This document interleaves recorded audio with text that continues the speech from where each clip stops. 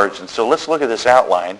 Number one, disciples respond to the Lord's instructions. And that happens in verses 4 and 5. Now, when he had left speaking, he's now done talking. And accidentally, the disciples that had been fishing the night before and were now cleaning their nets, preparing for the next night's excursion, they've accidentally heard what Jesus was saying. Now, he's made all the comments he's going to make. He's spoken to the crowd. The crowd is going to begin to disperse because Jesus is done talking with them. Now he's going to address these folks that were sort of accidentally there. And he's talking to them. He says, unto Simon, this is a guy whose boat he's in. He says, launch out into the deep and let down your nets for a draught. And Jesus is like saying, I'm out of this boat now. I'm going to get out of the boat. You get back in the boat. And you go out and you let your nets down, and you'll catch a great number of fish. And so Simon Peter gives him the skunk eye. He goes, what exactly are you talking? No, he doesn't do that. But kind of maybe in his heart he was thinking, what is this guy talking about? And Simon answering said unto him, Master, maybe you didn't notice.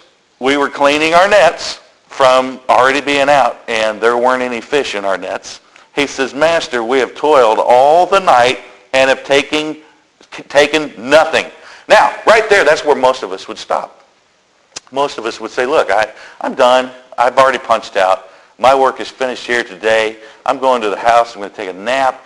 I'm going to take care of the 2 or 3 things that my wife has for me to do. When I get to the house, hopefully she's going to cook something for me tonight, and I won't have to have a microwave meal. You know, I'm pretty upset because we have spent the whole day and caught nothing. So that means I'm not making any money today. My business was not profitable today. Kind of depressing. That's where most of us would stop. But Peter didn't. He didn't stop there. He says, nevertheless, at thy word, I will let down the net. Whoa, hang on just a second. The characteristics of a true disciple, before he's even a disciple, are beginning to emerge, are beginning to bubble up to the surface. Disciples respond to their Lord's instructions. Obediently, by the way, that's a given. The first things disciples do is respond to their master's instructions. I've got a few verses listed there for you. I'll read them. Luke chapter 6, verse number 46. And why call ye me Lord, Lord, and do not the things which I say?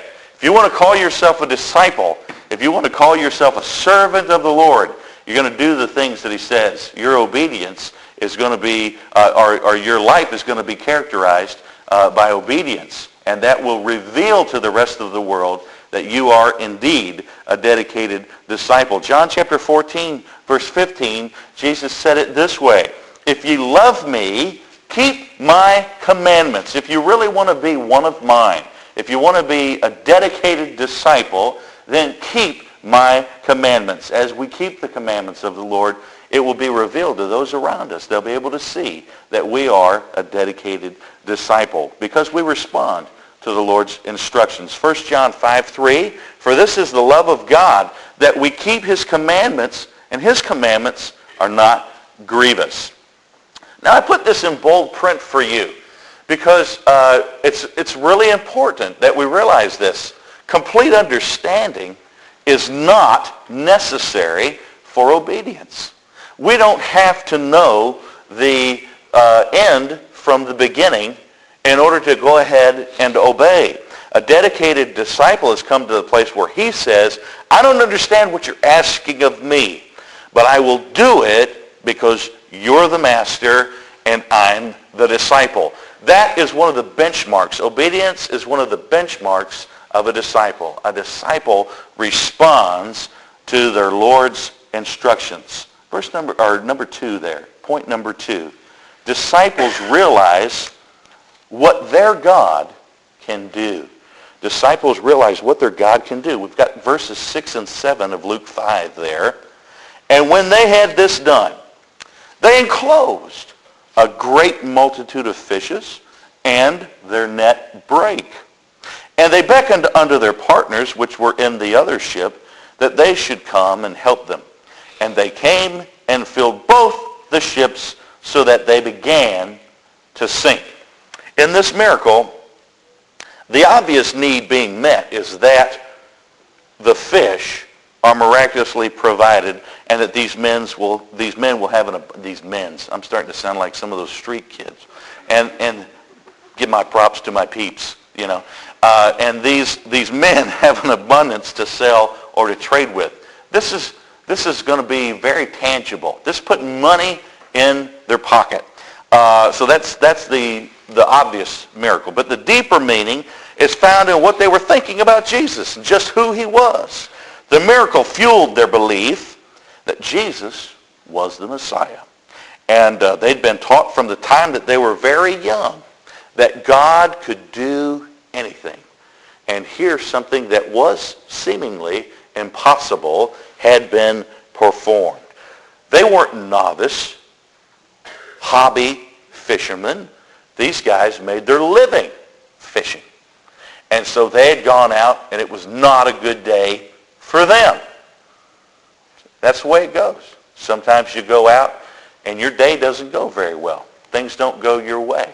And here, Jesus just said, do this, and he transformed a day that was a loss into a day that was an overwhelming gain. It was a miracle.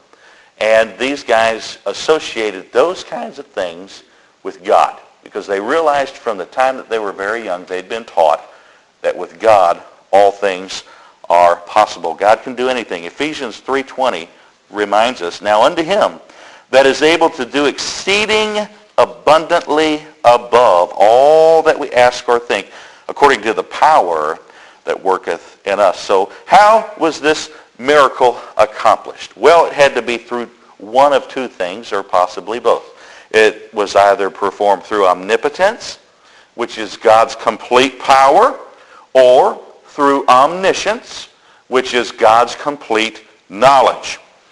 Either Jesus told the men to cast in their nets and then miraculously filled the net with fish, or because he was God, he knew where the great school of fish were and then instructed the disciples to the place above that great school of fish where they could cast their nets and surround the fish that were already there. Either way, it doesn't matter to me. It was still a miracle. If Jesus told them to first throw their nets and then miraculously placed a school of fish in those nets for them, that's fine. That's omnipotence. But if he knew that there was a great school of fish out however far he told them to go, and then that great school of fish was right over the right-hand side of the boat, and Jesus instructed them and guided them right to where the school of fish were. Because they didn't have, hummingbird, what are those things, fish finders. Yeah, they didn't have those. And so, but Jesus knew where they were already, then they threw it out. Either way, it's a miracle. And it changed the lives of these men. Disciples realized what their God can do. And God can do anything. Then thirdly, disciples